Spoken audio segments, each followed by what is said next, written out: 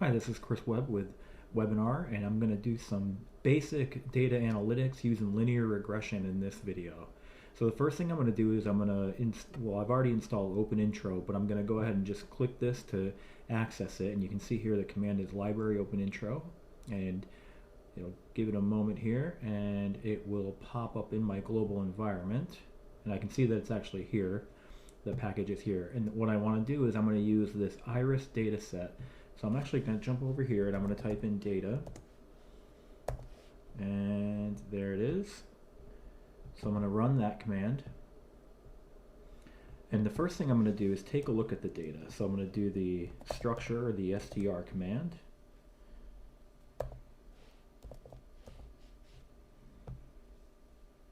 We're going to take a look at what is all in the data. And we can see here that it has 1, 2, 3, 4, 5 variables, and we can confirm over here there's 5 variables with 150 observations. So let's say we wanted to see what kind of relationship each one of these variables had on sepal length.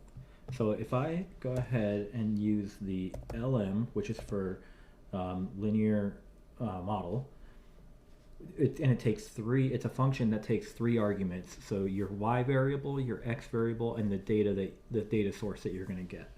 So the first thing I'm going to do, I'm going to pause and do this, but I'm going to put in my y, which will be sepal length, and then I'm going to put my x, which I'm just going to do the width, and then I'm going to add the data set.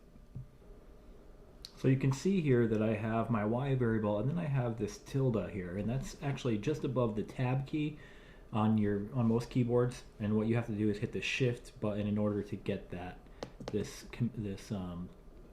character right here. Then you put a comma after your x variable and add in the data source. So now if I run that, what we'll see is I got an error because I didn't capitalize my W. So there you go, that's a little bit of a freebie in terms of the analytics. But you can see here that we have the linear model formula with the intercept at 6.5 and the sepal width being a negative 0.22. So that tells me that there is a inverse relationship between the width of the sepal and the length. So the longer that you're going to get, the narrower the sepal will be.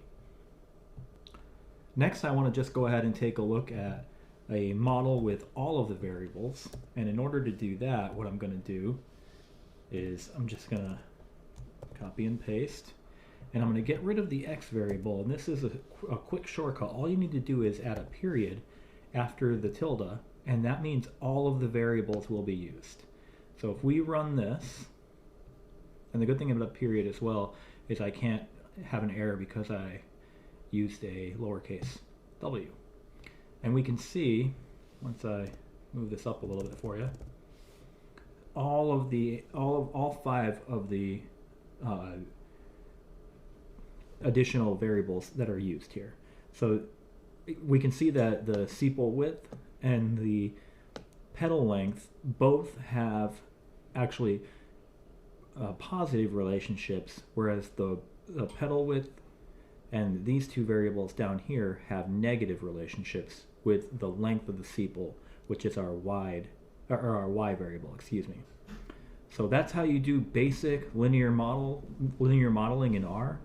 I just wanted to show you guys how to do that. And again, I got this from OpenIntro, and you can see here that there's a couple other data sources that you can use in order to run some more models. And I hope to continue to do some more models in the future, so please continue to watch these videos and look out for those. Thank you so much.